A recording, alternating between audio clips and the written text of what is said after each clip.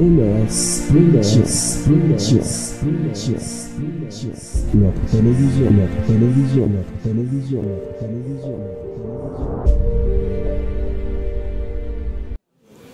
ginnaaw bi ñu sante yàlla julli ci yonent bi sallallahu alayhi wa sallam di rafetlu mbooloo mi teew di déglu parce que ay nit bu ñu naree ànd dañuy dégloonte te nit buy wax ñu koy déglu day sawar ca la muy wax waaye bu nit dee wax te dégluwuñ ko wax ja day daldi xaw a sooxe waaw te ñun nag li ñu tax a toog di déglu lépp lu avancé loo Kër Massar ñu tax a jóg te bëgguñu keneen fajal ñu ko ñun ñoo ko bëgg a fajal suñu bopp ñun ñi nga xam ne ñooy waa Kër Massar bokk fii nekk ci Kër Massar bi yàlla defee nag Kër Massar kaka jiite woon dama bañ a tudd tur bi kii waxoon démb nañ leen tuddee ñun gisuñu ci suñu bopp bañ nañ ko ba ñun Kër Massar extension la ñu tuddee boolewuñ ñu woon te ñu war ñoo boole nag ñoo xam ne dañu toog 5 ans dali lay fal di xaar seen courant wala seen ndox wala seen lépp loo xam ne mu ngi jóge ca mairie ba wala seeni ndaw loo xam ne ña ngi ko fay décider ñoom ñu bokk ca ñun mosuñu ko am comme nag bu ñu ñëwee ba ni léegi nag dañuy xeexal pour suñu gox dal di def taxawal mouvement tudde ko jóg jot na xool suñu doom boo xam ne wax dëgg yàlla yaakaar nañ ni mën nañoo jiiteel foofa dara ñu jiital ko kooku it ñu ngi ñaan yàlla képp koo xam ne xalaat na ni mën nañoo ànd ak moom ba ñu waxtaan ak moom yàlla na ko yàlla def te waxtaan sax day fekk ki nga xam ne xamante ngeen bu ngeen dee waxtaan seen waxtaan day dal di yomb te ñi fi ñëw seen suñu waxtaan ak ñoom day dal di yomb bu ñu wax nag ci turu délégué des quartiers yëpp day xaw a diis ci man waaye sant yàlla xëy na cër bi ma am ci délégué des quartiers yi wala cër bi ñu ma jox la bu ñu nee 140 délégués des quartiers xëy na bu ma ci dul caay it du ma ci silib daal xaw ma ni ko olof yi di waxee ngeen baal ma waaw ma bañ a guddal parce que waxtaan bi dafay nar a gudd parce que bu ñu dee waxtaan dëgg warul gàtt bu dee lu gàtt la rek waxi taf-taf dem yoonam déedéet ñun dañu bëgg wax joo xam ne bu jógee ci xol dellu ci xol waaye yàlla na yàlla defal jàmm maa ngi jéggal nag di nuyu suñu jigéen ñu baax yi nga xam ne dañoo jóge fu sori bu ñu toogoon fii ba minuit sax ñoom dañu toog di xaar kon yàlla na leen yàlla fay jërë ngeen jëf. am na solo trop macha allah kon dañuy jàll ci jigéen ñi nga xam ni ñoo fi teew am nag koo xam ne moom moo leen représenter tous les mouvements de zone de recasement ñu jox ko seen kàddu moom tamit mu nangu ko ñëw toog fii di madame Aïdara kon ñu ngi lay jox kàddu gi madame Aïdara bismillah. par force doy na waar dañ ko wax par force doy na waar waaw auzu billahi mina sheytaani rajim asalaamaaleykum wa rahmatullah taala wa barakaatu maa ngi leen di nuyu yéen mbooloo mi ma jug taxaw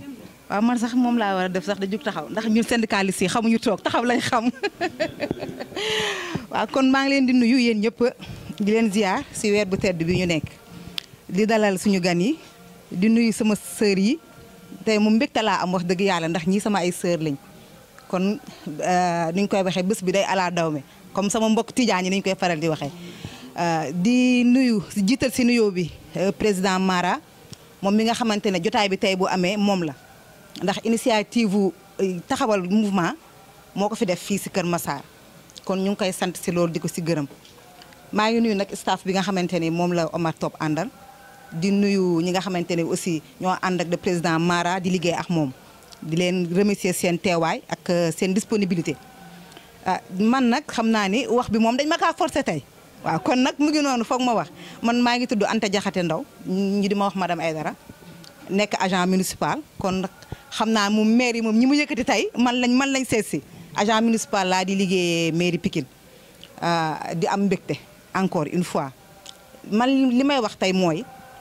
xam nga Kër Massar yàgg na Kër Massar ñun suñu ay maam sax fi lañ ko fekk bu ñu demee ba tey nit ñi di ñëw zone de recasement c'est parce que am na lu ko waral départementalisation bu mu ñëwee la ku nekk jóg di fi dugg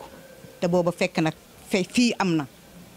kon donc ñun ñi ñuy seesi daf ñoo fekk ñun ñu jug taxaw ba pare parce que mouvement bi jug jot na la tudd ñun ñu àndal liggéey lañ bëgg ku ñëw da ñuy fekk ñu liggéey sooy dem da ñu fi bàyyi ñuy liggéey. kon donc bonne volonté bu ñëwee bëgg a ànd ak ñun liggéey dañ lay tàllal suñu loxo may la suñuy nopp déglu la li ngay wax bu ñu convaincre ñu ànd ak yow liggéey parce que ñun loolu lañ bëgg ndax ku ne xam na zone bi fii ni mu mel. zone de recasement bu nekkee ñaata quartier mënu ma ko wax délégué dina si xam naa moom loolu moom moo ma si gën a xam du benn du ñaar du ñett kon loolu du quartier bu ndaw boo xamante ne dañ koy bàyyi noonu rek en rade te ku nekk xam na Kër Massar bu ma sosoo ba tey nekk commune d'arrondissement ba tey depuis 95 ba léegi amul dara loo xam ne moo am fii ci zone de recasement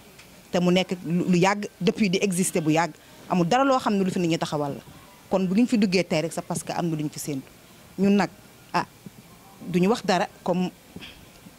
ni ko trésorier waxee mënuñu wax lenn ne dañuy joxe loxo li ñuy def daal mooy déglu li nga xamante ne moo la fi indi nga tàllal sa programme ñu déglu la parce que nit ñi sa programme moom la ñuy déglu mu convaincre leen ñu ànd ak yow. mu ngi souligner sànq naan dëkkoo si dëkk bi mais am na ñuy dëkk si dëkk bi te voté wuñ fii loolu amul sens dëkk si dëkk bi. te voté woo fi amul njëriñ am na tey si jotaay bi ñoo xam ne jour élection duñ fi voté am na fi kon loolu amul sens li am sens mooy ñun ñëpp nañu àndandoo booloo takku liggéey man nag maa ngi dëkk fële ca kaw daanaka yoroo soriwu ma ko waaw ca ndox ma nekk vice présidente benn GIE bu nekk foofu tey jii man maa leen fi teewal sama secrétaire général a ngi nii dafa ma bàyyi kàddu gi tey ñu nekk mbooloo mu am doole ñoom ñii maaraa ñëw nañ fa tey jii bu ñu ñëwee fii taxaw fii jël kàddu peut-être si ñoom la ndax ay mag bu ñuy ànd ak xale xëy na xale yi seen loxo set na ndax yax yi dañoo tuuti mais ay magum jëmm lañ duñu ay xale ñoom bu ñu ñëwee seet suñu wax ak ñun li ñuy wax dafa dal suñu xel moo tax ñu nangu ànd ak ñoom liggéey xam naa nag comme wax ji dañ ma kaa forcé tey lépp duma ko mën a waxandoo waaye damay def rek lu rek ñaanal ñi fi toog ñëpp jàmm ak salaam waaw di déglu daal ba si kanam incha allah. que présence bi nga xam ne jigéen mi ngi koy amal ci réew mi ak importance bi nga xam ne moom la am kon macha allah ñi ngi kontaan bu baax ci say kàddu am na solo lool.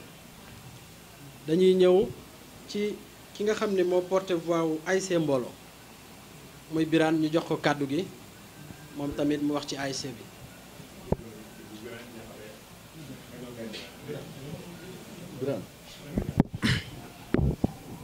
ma jóg asalaamaaleykum mbooloo mi ñu ngi leen nuyu bu baax di nuyu président Mor Top ASC bi comme ni ñu ma ko waxee rek man wax dëgg yàlla ñëw fi mu fi woon sax pour wax ak pour ASC bi waaye kenn nekku fi mais nag dañ lay dalal bu baax di la wax ne yow moom ASC bi moom xam nañ la te xam nga ASC bi tamit parce que am na jour bi ñu la seetsee da nga ne ASC bi sama ASC la te boobu ba léegi wax dëgg yàlla sa loxo jugu si président Mara nag wax dëgg yàlla depuis 10 ans moo nekk président bi te boobu ba léegi muy jéem benn nit nag mënul def lépp moom jàmbaar la mënul matale lépp mais nag dañoo soxla koo xam ne daf ñuy jàppale si ASC bu baax comme yow ni ñu koy defee ñu lay tàllal suñu loxo bu baax parce que am na moyens yoo xam ne joxoon nga ñu ko fi ak yeneen ak yeneen ak yeneen ñu ngi lay si remercier bu baax a baax a baax di la wax ni ASC bi daal comme ni nga ko waxee woon sa ASC la ASC baa ngi noonu maa ngi jégalu na xam naa ni moom mënu maa waxee quoi. merci Birane kaddu yi gàtt na waaye am na solo.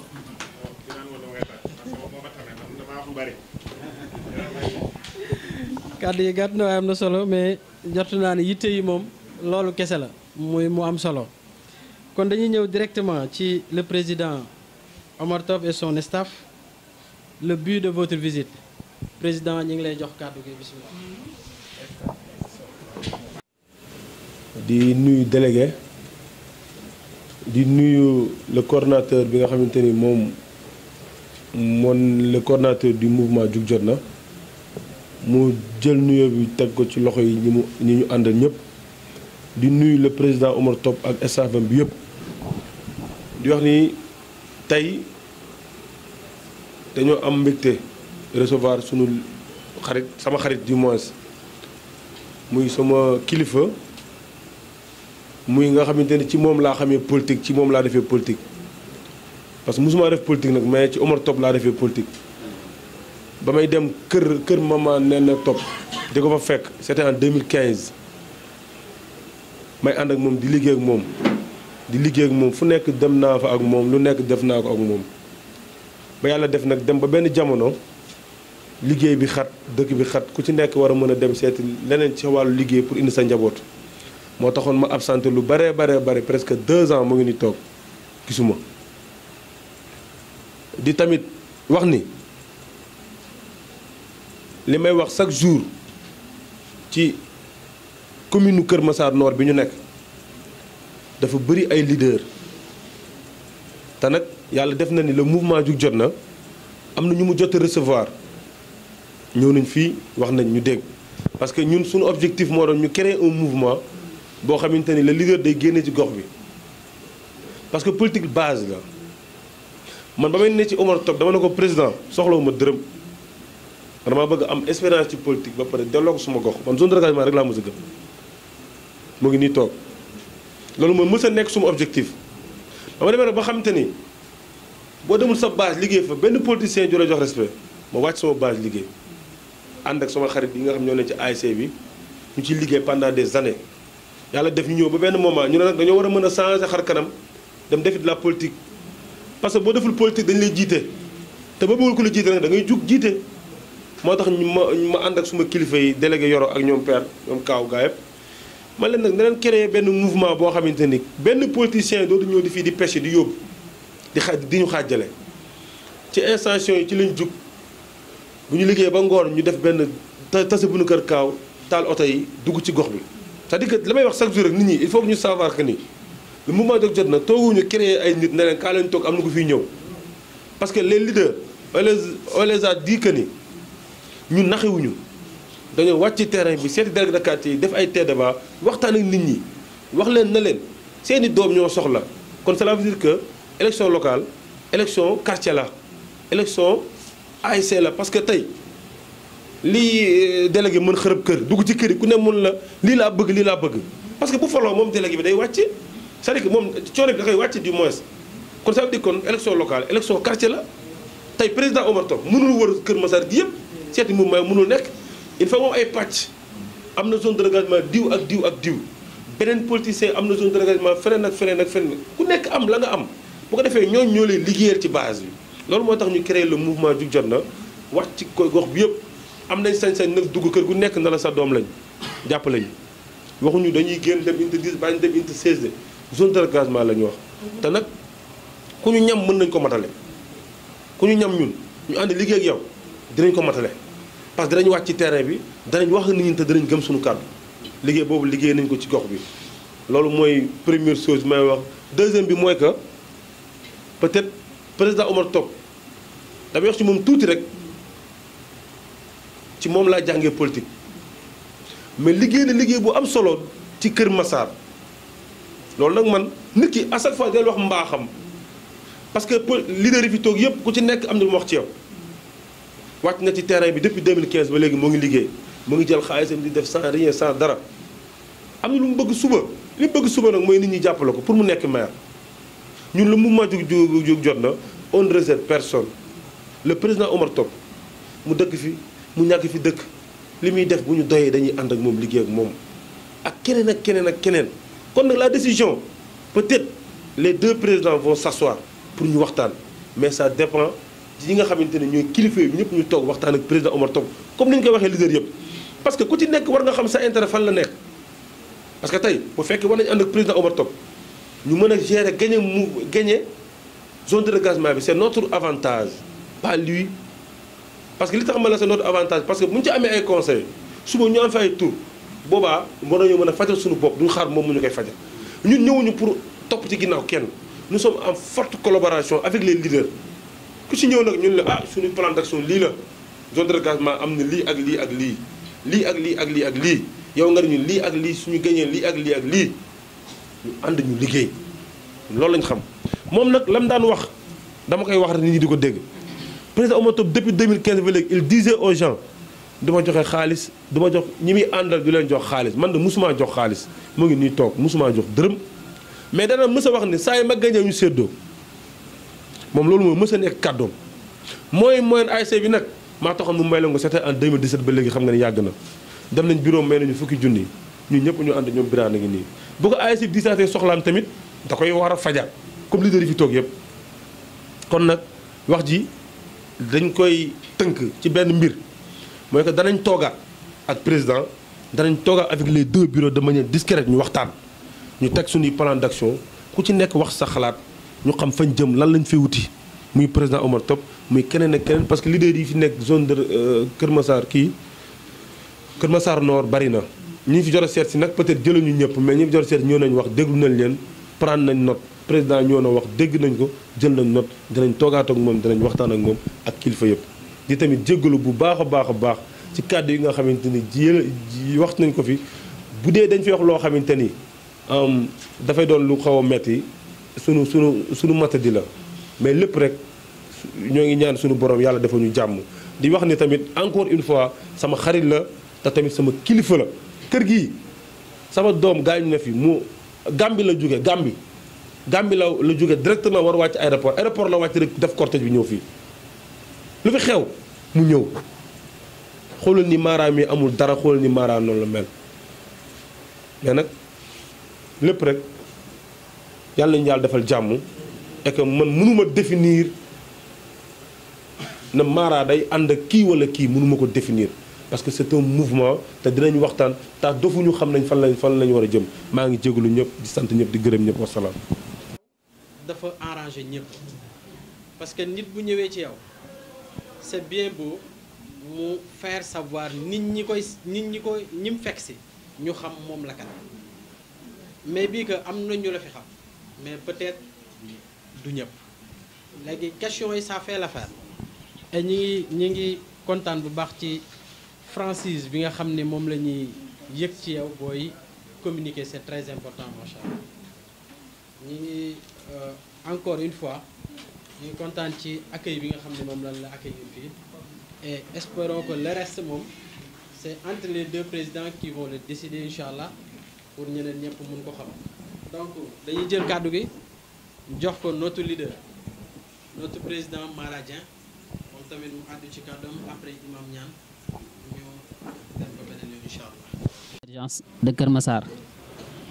yaakaar naa tey pour ma wax dina doon li nga xamante ne lu jafe la donte parfois sax ñu may taggee ab genre waxkat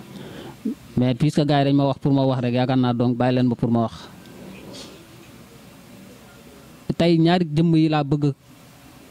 waa zone de recasement ñu xam ñoom ñooy kan muy le président Mara Dieng ak le président Omar Top. Le président Mara Dieng c'est le seul leader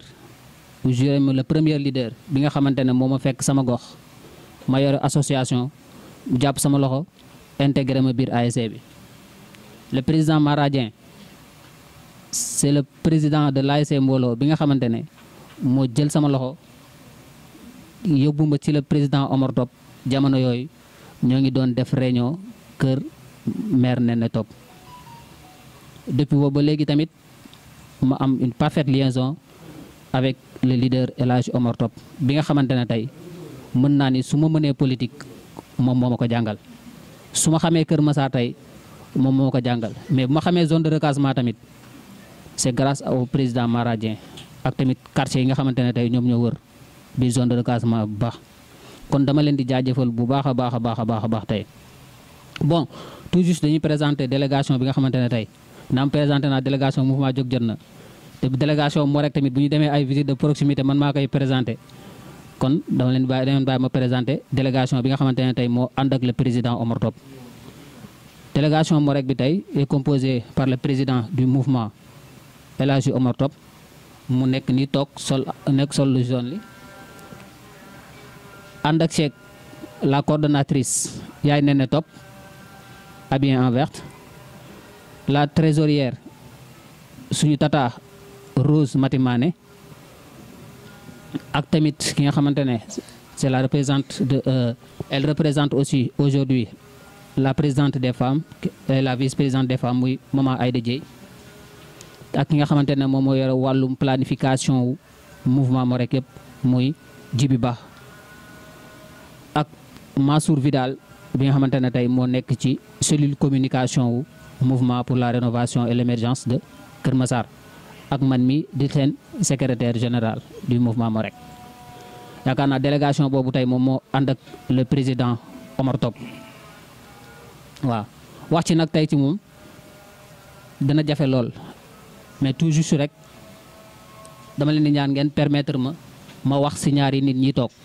muy le président Mara Dieng ak le président Omar Top comme ni ma ko waxee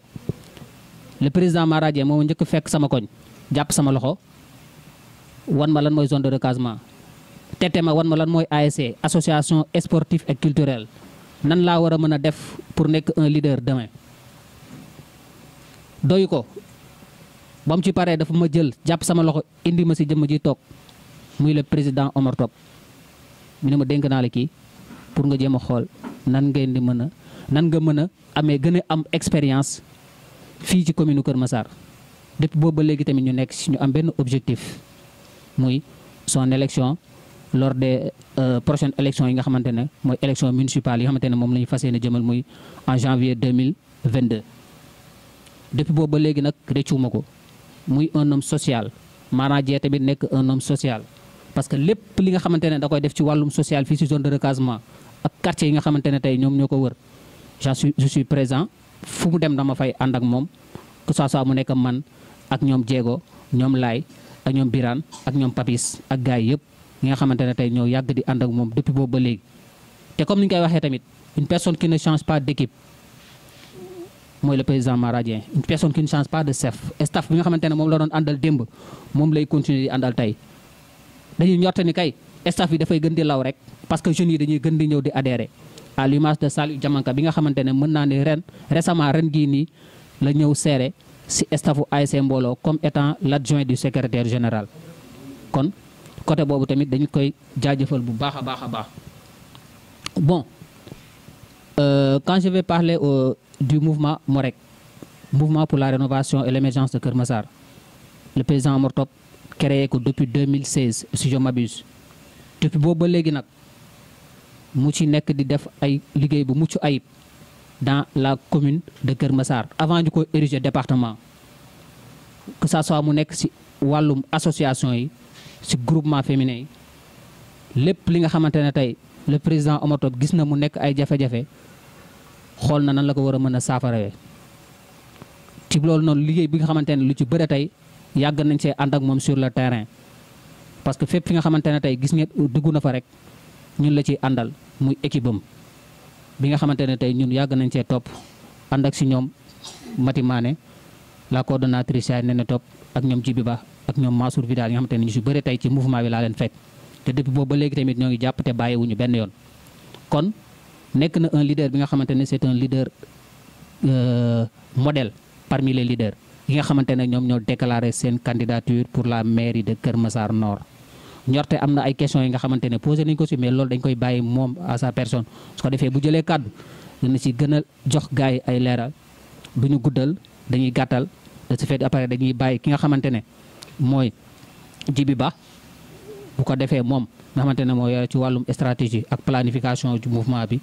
mu sànni ci ay kàddu bu baax a baax a baax après il va donner la parole à la coordonnatrice yaay Nene Top. asalaamaaleykum waa mouvement jóg jot na asalaamaaleykum au président Mara Dieng xam naa su ma nee asalaamaaleykum au président Mara Dieng nee naa asalaamaaleykum à tous les membres du mouvement jóg jot na ñu nekk fii. man de nuyu di leen ziar di leen remercier bu baax a baax ci dalal bi di leen tamit masawu coono dimanche métti na xam naa temps yëpp yéen ngi seen activités yi di tey def tout ak seen contrainte nu mu bëree ngeen def lépp bàyyi pour ñu recevoir le président Omar Top donc pour loolu dañu leen di remercier bu baax a baax. su loolu weesoo déglu nañ leen bu baax a baax déglu nañ leen am nañu jël fi kàddu xaw nañ comprendre. Si lu ma comprendre nag jóg jot na c'est un mouvement très bien organisé constatant également que jóg jot na am na benn équipe bu doy waar équipe bu compétente à la tête duquel un président compétent moo si nekk gis naa tamit que def ngeen activités yu bëri comprendre naa également que vous êtes soudés comprendre naa également que départementalisation de Kër Massar bi daf leen ñor ba mu tax ngeen bëgg bokk ci instance de décision yuy di nouvelle configuration bi nekk ci. Donc à travers seen speech à travers seen jël prise de parole comprendre naa loolu yëpp mais comprendre naa également que président Mara Dieng ak le président Omar Top xamante nañ bu baax a baax. Comprendre naa également que yenn membre du mouvement Morek ak yenn membre du mouvement Jóg Jot Na xamante nañ bu baax a baax. Comprendre naa également que seen prochain wala en tout cas prochain candidat bu ngeen di jàppale du nekk n'importe quel candidat da ngeen ko saytu bu baax a baax a baax peut-être loolu moo tax sax ñu am quelques questions 2-3 questions man nag foofu laay peut-être appuyer pour vous dire que le meilleur candidat pour Kër Massar Nord c'est le président Omar Top lu tax ma ko am na fu ma ko teg parce que peut-être depuis 2016 ba tey ñu ngi liggéey avant 2016 nekkuma fi woon mais si lu ma jot a fekkee xam naa ne liggéey nañ liggéey bu doy waar fii si Kër Massar Nord peut-être que on n'a pas tout médiatisé mais liggéey nañ fi liggéey bu doy waar xam te ne permettre na ñu am de fines chances pour que vraiment espérer mais prochaine élection yi bi ñëw ñu jël mairie bi teg jox ko dénk ko wala le président Omar Top parce que effectivement on travaille d'une manière professionnelle d'une manière rigoureuse d'une manière vraiment efficace tam ñeme naa ko wax mais tam loo gën a yomb mooy président Omar Top on a un président comme Omar Top derrière boo xamante ne daf ñuy déglu dafay def effort daf ñuy vraiment topp moo tax peut-être liggéey bu yomb ñu yegg fu ñu war a yegg fi te xam naa ne peut-être bu dee yéen ngi suivre actualité Kër Massar bu baax te même si médiateur sax comprendre ngeen que Morek ak président Omar Top marqué nañ seen empreinte tuuti si commune de Kër Massar Nord si vraiment on est objectif ma comprendre benn également li ngeen ñu teg nii wala lu ngeen teg les potentiels candidats pour jàppale leen xaw na rigoureux tuuti xaw na metti quoi tuuti xaw ma na comprendre may waxee poser question exigence daal xaw na kawe tuuti par rapport ak yeneen kii j'espère que en retour bis bu gars yi déggoowee peut-être que j'espère que vous aurez ou bien vous avez le poids qu'il faut bu ngeen teg ci balance bi pour que seen apport nekk lu apport bu décisif ci candidat boobu noonu loolu tamit peut-être maa ngi koy espérer ci yéen loolu yëpp su weesoo encore damay comprendre ni su desoon ci peut-être su desoon ci Mara Dieng dong je pense que protocole yëpp du ko jar pour mu jàppale le président Omar Top peut-être su man loolu parce que lu ma dégg nii xamante nañ baax ñoom dañoo xamante dañoo kii am nañu relation yàgg nañ peut-être bu doon dafa dépendre ci moom dong mun naa am naa yàqin ni du ko teg protocole bi yëpp pour jàppale le président Omar Top peut-être il est président d'une ASC qui est apolitique il est président d'un mouvement qui est apolitique donc te yéen ngi wax yëpp da ngeen ko teg ci yoon donc peut-être loolu moo tax ngeen def exigence bi yëpp mais dama di dalal seen xel da ngeen wax léegi lan mooy suñ tànk mooy comme ni ñu ko defee de boobu ba tey ñu ngi liggéey pour atteindre suñu objectif de boobu ba tey ñu ngi xar suñu tànk tubéy ñu ngi dugg ci gox-goxaan yi on a rencontré beaucoup de gens beaucoup de groupements de femmes beaucoup de responsables politiques pour espérer am seen soutien ci élection yi di ñëw on a également beaucoup fait président Omar Top financé na fi ay femmes jàppale na ay kii may na ay biir maak ba même pas 2 mois def na fi tamit beaucoup de choses ba Kër Massar Daaru Miset bi passé ni ci mbënd bi il a dépassé plus de 1 million pour indi Pocolin pour xotti forêt bi pour que ndox bi mën a dem gars yi mën a soulager wu Daaru Miset 14 ou 13 pour ñu soulager wu tuuti même bu dee ndox bi bëri na trop bu doon war a tey ren ndox bi bëriwul trop je pense action boobu président Top def foofu ci mbedd forêt bi kon tey xam naa tey inondation bi dañu doon trouver benn solution bu durable loolu tamit dina répondre ci président ci ki benn wax mu wax nii dëkk fii te tekk woo xam nga dëkk fii te amaloo njëriñ waa gox bi nga bañ fa dëkk amal waa gox bi njëriñ moo gën c'est pas pour vous dire nag que président Omar Top dëkk fii loolu moom après question yi dina ci ñëw moom voyez donc suñu déplacement bi pour conclure c'est juste pour talal leen loxo dañ ko soxla comme ni ñuy talale loxo ñëpp comme fu ñu demee yëpp y a rien de spécial y a rien de particulier comme ni ñu ko defee ci yeneen gox yi dugg nañ fu nekk de rencontrer les hommes et les femmes des groupements ak les mouvements xam naa noonu la ñu ñëwee fee tout simplement talal leen loxo pour leen wax que le meilleur candidat est là ça c'est le meilleur choix la solution pour Kër Massar Nord c'est le président Omar Top fu leer lañ ko teg donc dañ leen di ñaan tal leen loxo ngeen ñëw jàpp si pour que suñu objectif boobu ñu atteindre ko donc man loolu amul lu may wax di jéggalu bu dee dëng na dina remercier bu baax a baax. le président Mara Dieng mi nga xam ne moom moo jiite le mouvement jóg jot na di nuyu les sages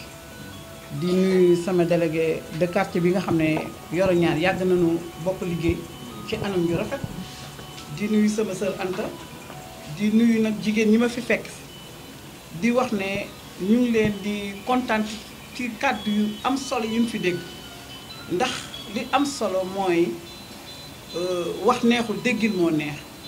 li ngeen wax dégg nañ ko dugg na ci suñuy nopp te defe naa ne su fekkoon ne Kër Massar yëpp dinañ taseeg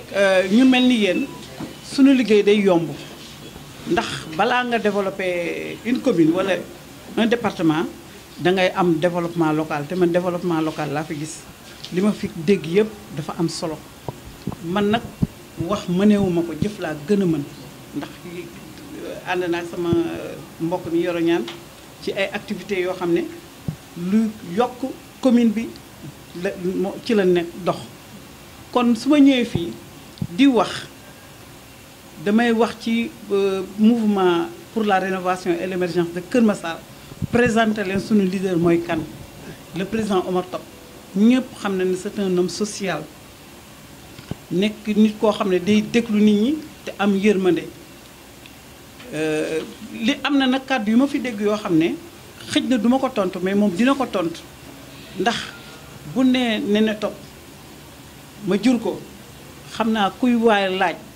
kuy demander question xanaa war ngaa mën a répondre sa bopp ndax man rek doy naa firnde Sénégal nag moom ñaar a fi nekk soo leen déranger ci benn bërëb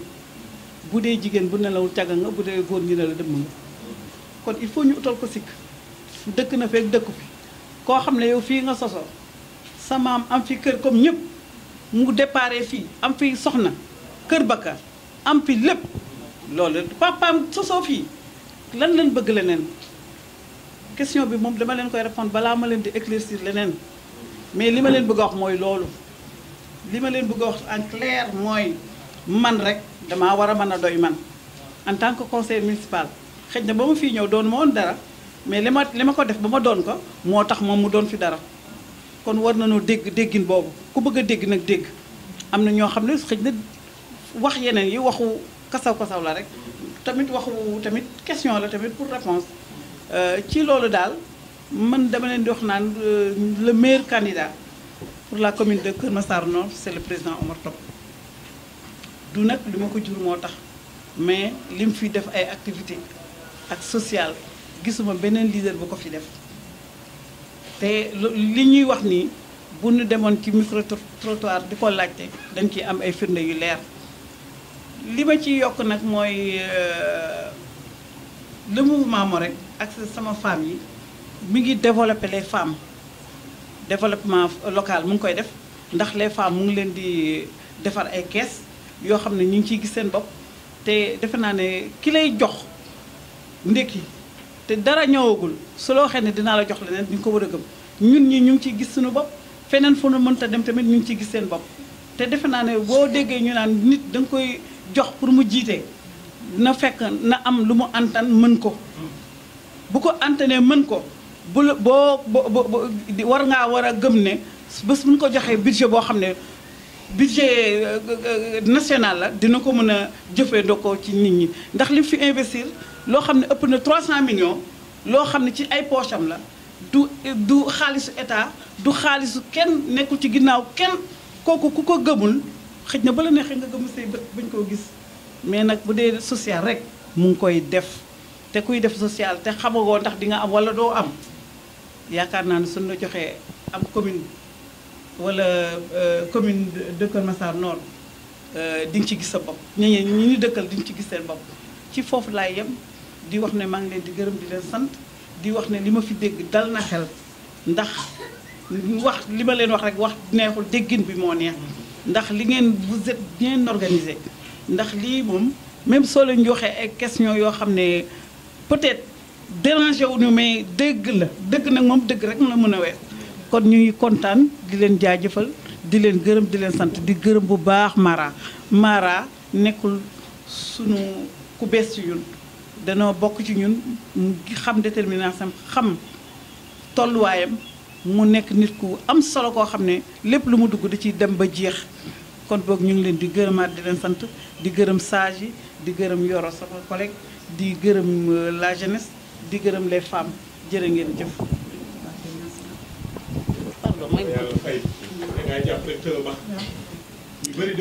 salaamaaleykum maa ngi nuyu ñëpp seen tur ak seen sant man dafa am benn question rek moom may jaax dafa may métti sa à chaque fois bu ma ko déggee mooy Omar Top dëkku fi en 2002 papam fii la dëkk fii bu fii la gaañoo Kër Massar fii maire nit gagné ne ko te amoo fii da nga doon luye kii presque mën nañ wàññi ay juróomi maamam yoo xam ne dañoo maître dëkk juróomi maamam ñii ay papam juróomi maam laa yoo xam ne dañoo maître dëkk ay papam am na ñeenti papam yoo xam ne dañoo jënd ba doomam mi ngi fii maître fii moo yor social dëkk kon nag kooku su amul ku ko wóoluwul gaw ba mën nga wóoluwaat keneen xam nga question la kii lu mu def lu mu wax kii xam naa ko bu baax depuis ñun man ak moom jàmm gën xamante nañ bu baax li mu wax nii la mës a mel fu mu fi dëgg lu ko jaaxal da koy wax xam naa ko bu baax dégg nga mais nag defe naa ne loolu ku mu doyul leneen du la doy du ne Omar Top dëkku fi loolu wax bu ñaaw la waxu politique ku xam politique noonu la xamuñu fu ñu koy jaar foofu lañ mën a jaar pour wax fa loolu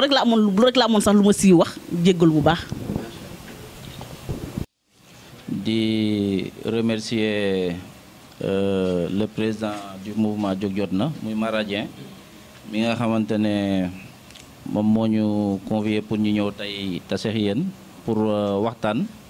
xool naka lañ leen di convaincre pour ngeen ànd ak ñun ñu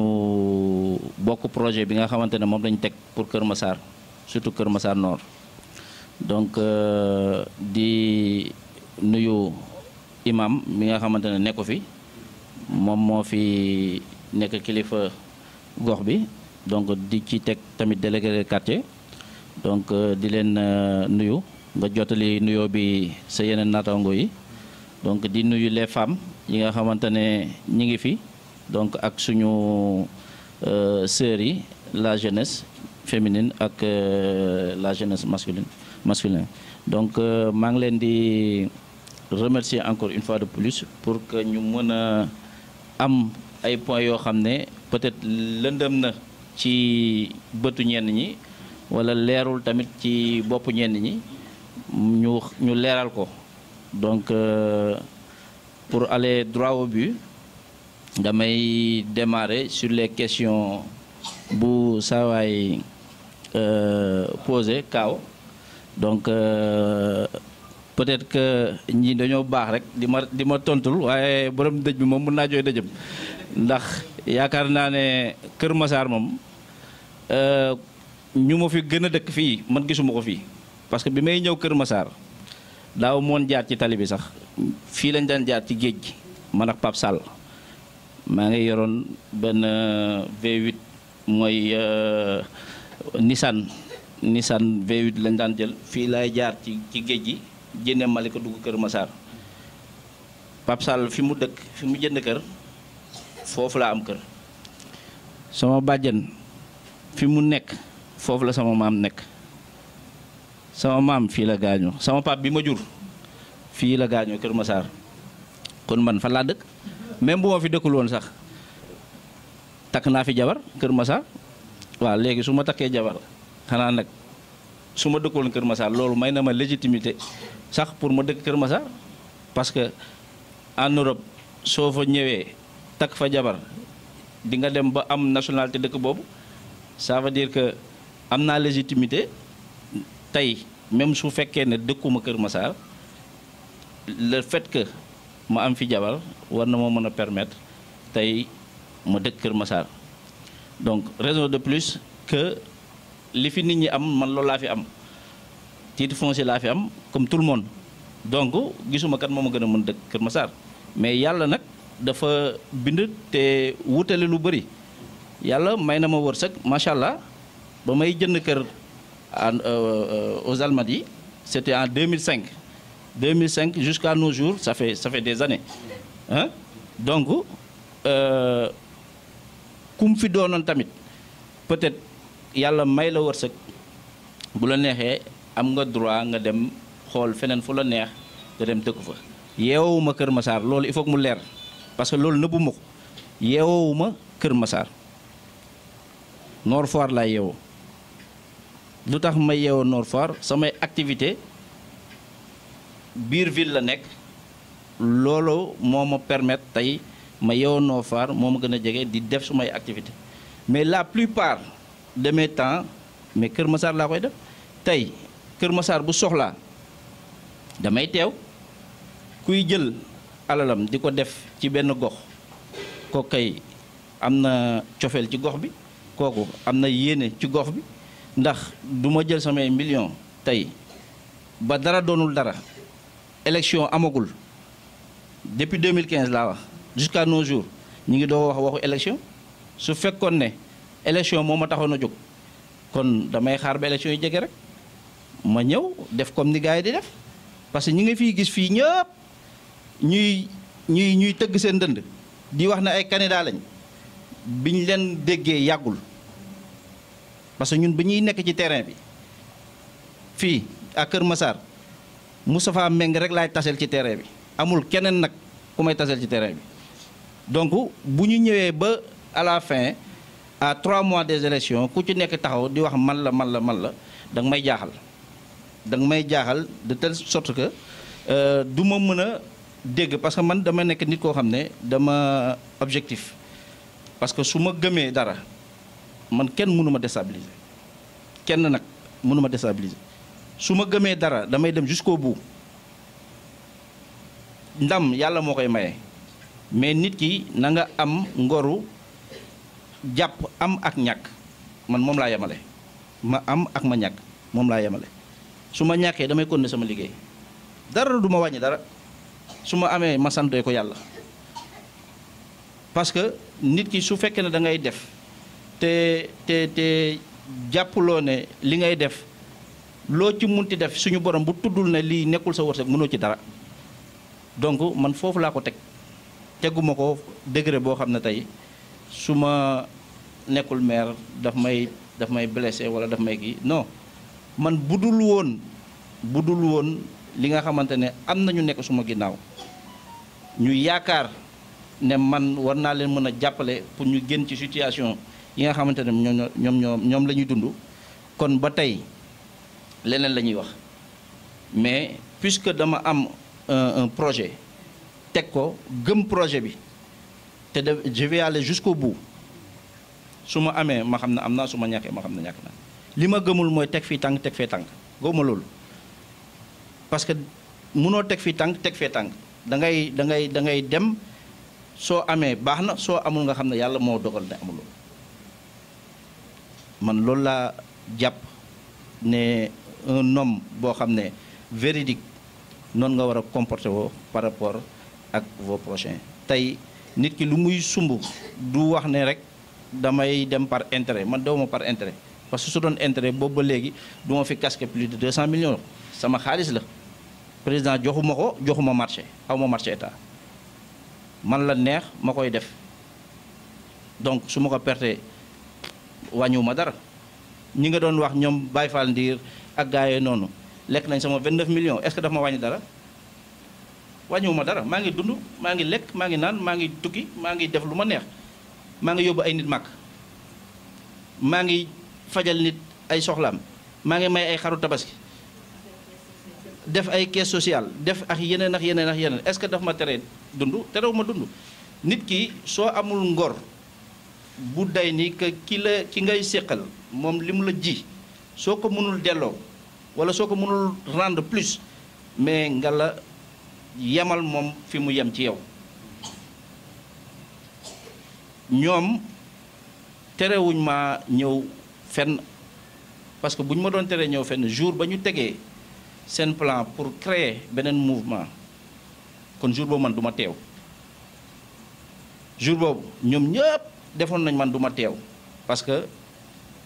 defoon nañ seen plan teg seen kii ne dañ may di nii teg Mamadou Diop des trucs comme ça waxuma dara jusqu'à 17h waxuma kenn damay ñëw fekk am naa ñu taxaw foofu di ma wax fa affaire yi toll ak yooyu à 17h30 man nee naa cëpp dugg ci biir bi ma ñëwee ñëpp ma dégg payi naan booy bi ñëw na booy bi ñëw na xam nga bi ma ñëwee ma nuyu ñëpp comme ni ma daan def ñëw toog déglu bi ñu waxee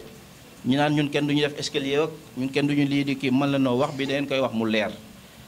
dafa am lu xew mais wax leen ko mu leer man maa ngi nii toog donc bu ñu waxee man ñu bëgg a tëb jël ma nangu micro bi man leen non man maay wax parce que da ngeen wax loo xam ne daf ma touché donc il faut que man ma indi ay éclaircissement parce que ay nit suñuy ànd dañuy wóolante man le président de la République son excellence Macky Sall daf ma recevoir woon te bi may recevoir c'était pas par rapport à la politique c'était le vice-président du Libéria à l'époque moo doon dem élection ñu boole ko ak man mooy Gambie ñoo ko boole ak man pour que ma introduire ko ci président de la République pour mu dimbali ko pour ci élection yi bi ñu ma contacté man ma contacté le président mu ne ma ñëw leen dimanche ma wax ko ñoom ñu ñëw ñu jël leen ñu dem këram Mermoz ñu discuter ñu pare photo bi ñuy photo noonu ma dagg photo yi on était 5 personnes ma dagg photo yi génnee sama photo ak président ma publier ko bi ma ko publier ñoom ñu gis publication bi rek ñu ne woy li ma fiy def man président moo ma ko jox parce que président recevoir na ma sans pour autant man ma wax leen ne président daf may recevoir est-ce que nit ñoo xam ne am nañu mentalité mature est-ce que war na mën a xalaatee noonu bu ñu amee lu leen jaaxal mënoon nañ ma laaj man ma expliquer leen mais defuñu loolu dañu commencé def seen agissement woote fii def fii man ma toog rek calme ba ñu yónni seen benn sëriñ Mbàkke mu ñëw ba sama kër ñu toog mu ne ma ah gars yi dañoo ma yónni lii ak lii ak lii la ñu wax man ne ko sëñ bi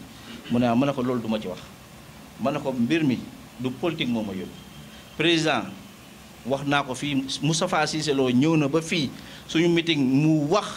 devant tout le monde mu ne Omar Top président jox ko 1 franc muy moom muy man muy sama yeneen i morom donc loolu leer na ci télé lañ ko waxee ma ne ko lii la demee ma wan ko photo yi ñun 5 ñëpp ñu taxaw ma ne ko lii laa dagg publier ñoom yaakaar ne président daf ma woo par rapport ak élection yi nekkul loolu ba may am relation ak président boobu lii yëpp amul bi may wax demal Kër Massar nga jàppale ma lii yëpp amul kon du question politique bi moo tax ma am relation ak moom dafa jiitu politique bi donc ñoom ñu jàkkaar ne loolu la ñu teg seen ay affaire ne man président dafa ma jox xaalis ma leen même bu ma joxoon xaalis li ma jox def naa ko Kër Massar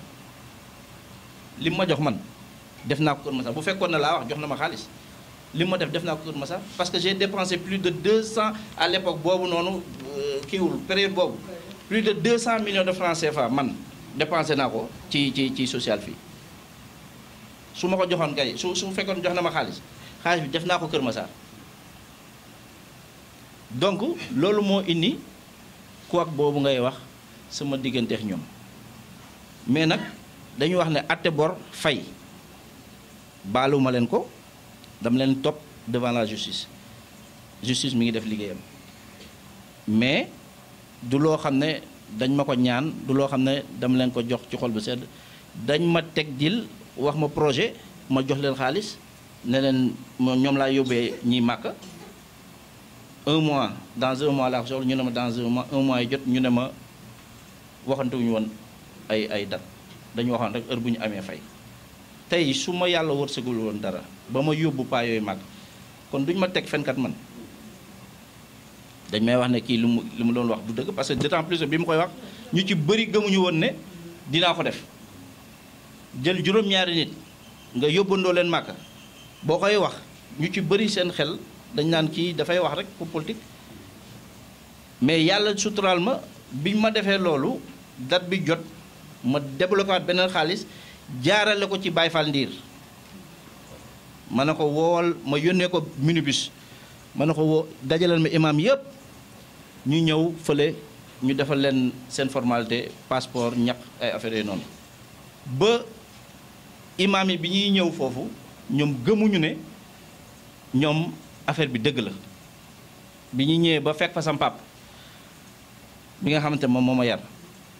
ca ma père biologique wax naa la fii la gaañu bi nga xam ne moom moo ma yar bi ñu ko fekkee foofu ñoom ci la ñuy doog a xaw a gëm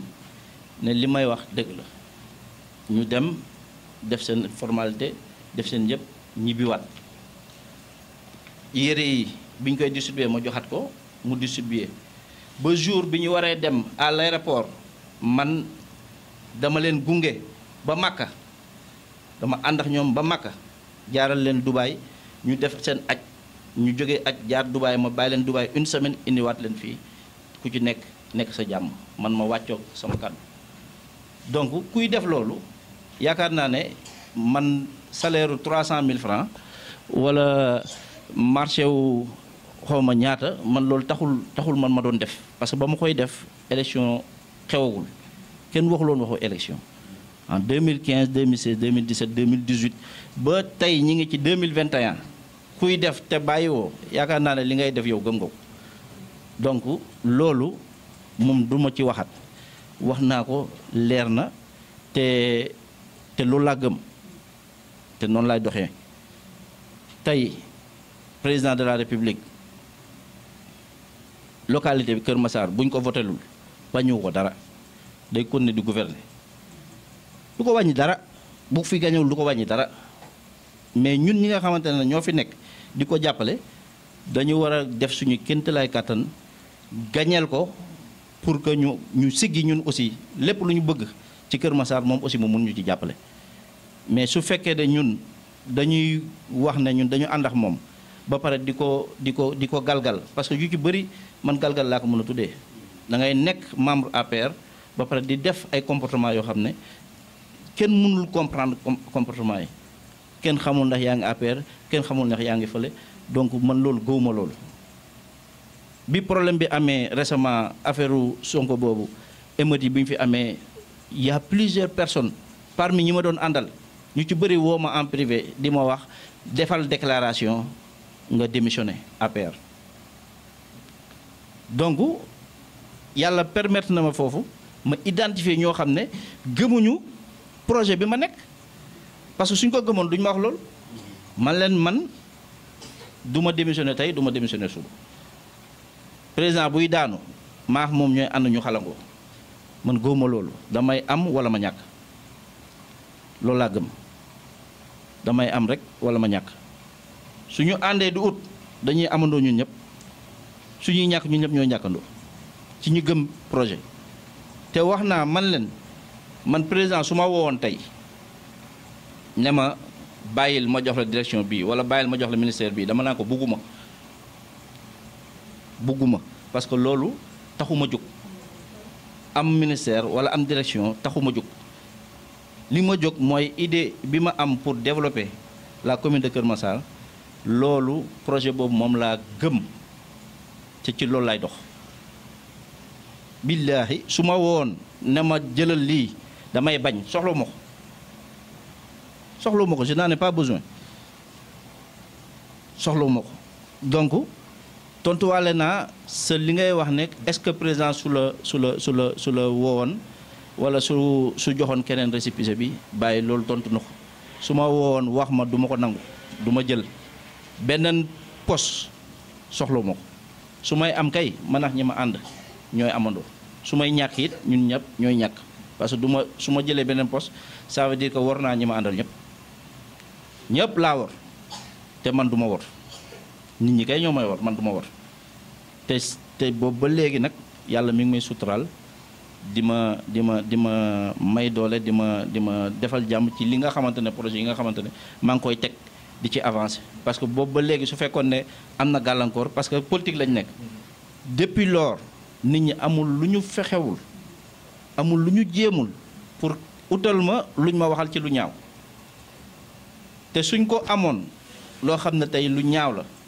ba léegi gis ngeen ko ci place publique bi mais man je suis clean yoruma xaalisu état lekkuma marché jàmbur état jox ma marché président jox ma xaalis muy benn ministre donc man li gars yi di wax sama ginnaaw bandang kenn mënuma conditionné ci dara li may def maa koy def parce que daf ma neex donc mënuñu ma conditionné ne ma fii ngay xool wala fee ngay xool kenn mënu ko yàlla rek suñuy ànd dañuy ànd bokk idéologie ñu defandoo dóorandoo xàccandoo dóorandoo mais su fekkee ne loolu mënul nekk ñun ñëpp nañ ñàkkandoo man loolu laa gëm man waaw du ma jël benn poste wala may jël benn kii au détriment des autres du ma ko def xalaatuma ko parce que loolu intéressé wu ma bu doon loolu rek kon ba ma Sococim proposé 500 millions pour problème mu Dangote ma jël ko mais dama bañ dama ne ñi fay liggéey di fa am seen wërsëg di dundal seen njaboot moo ma gënal 500 millions yooyu tuyaaba bi nga ciy am nga def ba telle sorte que usine bi ñu tabax ko ba mu génn ba nit ñi di ci fa liggéey tuyaaba bañ ciy am man loolu moo ma gënal 500 millions yi te bu doon keneen yàlla mën na nangu yàq négociation te mënoon naa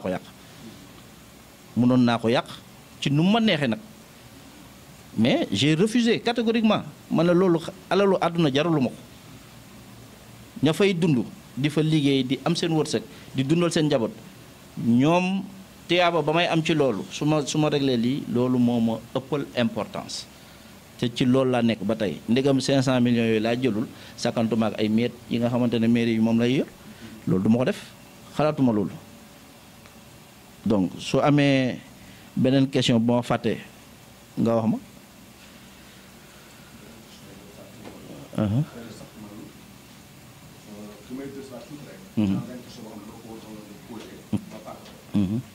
maanaam xam naa daf nga tourné. ñu ngi lay suivre. jàng fu bari. te xam nañu affaire yi egsi na ba pare. le bientôt le 29. le 20 président Macky Sall dina xaajale ñu xool projet bi ñun xam nañu ko. te xaw ma ndax lu bëri comprendre nañu Kër Bassar Nord 70 conseils moo fi jóg. globalement ñaata conseil la woon. non attends xam naa. xam nga nekkul si benn kii boo xam ne dañuy jooju ñëw parce que dañuy waxtaan en attendant. dafa am lu ma lay expliquer. waaw. ci ñun man information ma am soit le 10 soit que loolu la wala du loolu wóoraguñu mais dama expliquer rek yow ñun bu ñu demee ba nga xam ne dafa nañu conscience fas yéene ànd ak yow. il faut ñu xamal ne noonu mouvement am ndaw te bu ñu demee bay ànd ak yow poste ñu bëgg occupé ci mairie bi bëgg nañoo xam ban placement lay doon ndax am na foo ñu programme rek parce que xam nga ne am nga fii Demba te moom tudd xam nga am na dox sa diggante ak Mara man mi yàgg naa liggéey ak yow beneen nga permettre ñu tuuti nga ngeen baal man ñëwuma pour ne la yow dëkkoo Kër Massar. comprendre naa sa question waaw waaw. mu leer ci bopp nit ñi. bu fekkee ne dafa am lu may séntu ci yow te xaw ma boo jógee ñu ñëpp ñu ànd ne yow la ñuy àndal. kon dafa laaj ma posé la yenn question yoo xam ne dafa war a leer ci bopp nit ñi. gis nga ndaw si ne la xam na mu baax. xëy na moom man ba ma koy xam pour ma sax xaar fàttali ma. moo ma yar. moom moo ma yar. ki sama bàjjal la. waaw moom moo ma yar. waaw. di jàmm gën nga xam ragal du fa dëkk ba mu ñëw fa ñun di dox. c'est-à-dire que kon sant yàlla ñu dem ba tey lii am ñun Omar Top il faut ñi nga ànd aussi comprendre ne jóguñu pour xeex ak yow. non. du ñoo jóg rek comme li ma dox sànq boo xamante ne xamoo ndax fi nga jóg ak moom dafa fas yéene sori il faut nga poser question yoo xamante ne il faut mu tegal table lu fonk rek loo xam ne yow di nga ko mën a di nga ma si mën a jafandu. parce que aussi ma leer la président Mara comme li may faral di wax fu ko neex moom mu teg tànkam mais man fu ko neex ma teg sama tànk. parce que man kenn moomu ko mais moom ñun ñoo ko moom. parce que fi mu toog ñun ñoo ko fa teg. la tax ñu teg ko fa nag lam ñu woon moo tax ñu teg ko fa. saa bu ko noppee def dañ ko fay teggi. te am nañ yaakaar dina teg fan ko teg fan dina jaar fan ko jaaroo. loolu am nañ ci yaqin bu wér ne yaroowul kuy wor melul kuy wor. ma bëgg la expliquer tuuti ñun man bi may wax waxee ma pour beneen candidat bu may yónni. parce que comme que ay politiciens lañ il faut mu leer. parce que question bi ma la posé naa ko fi keneen mais jour ma ko fi posé sax xëy na eggul ci maa koy wax. dama dégg. président Omar Top xëy na kër nen la toog ak keroog bi ngay lancé mouvement en face booru gës nañ ay dara Mara nekk ci yow sa wet oto bu jógee zone de recasement man maa si yëpp ñu indiloo boobu kii xëy na indi na kii ci yow. am na lu ma junj man leen président su ñàkkoon Kër Massar du ko teree gouverner nit ki lu koy may légitimité moo koy liggéeyal boppam man bi may nekk Kër Massar fii di liggéey responsable Kër Massar yi amul kenn ku ma ci reconnaître ñoom reconnaître luñ ma man sama liggéey mais dem nañu ba par la force reconnaître nañ sama liggéey man parce que président su duggee fii dina ma woo ma ñëw ma yegg ci otom ñu daw ba fi mu jëm ma wàcc ci parmi ñu fiy woote leader laa wax fii Kër Massar yëpp nag ba mu daj ba ci maire bu président ñëwee man lay woo may yegg ci otom may dem fi ba fi muy egg ba ci maire nag laa wax récemment bi mu ñëwee ministre Assome Diatta mi ngi fi da ko woo man maa yegg ci otom Malika ba fii Mbëbës donc légitimité boobu li ma ko may mooy liggéey bi ma liggéey mérite bi nga xamante ne am nañu ko ak équipe bi ma àndal parce que liggéey bi du ñun rek de du ñu fi ñëw léegi nii ña fa nekkoon même ñoom Baye Fall Ndiir bokk nañ ci liggéey bi Mara liggéey na ci lu bëree bari lu bari nag donc nit ki li koy may légitimité moom moo koy defal boppam sànq Jibi Ba wax na ko nee na yaakaar na ne même bu ñuy ànd est-ce que mouvement bi dina am balance bu muy teg mu pesé wu ci balance dina am poids bu muy teg mu pesé wu ci balance loolu c'est très important tey yéen liggéey bi ngeen di liggéey mooy déterminer seen place ci biir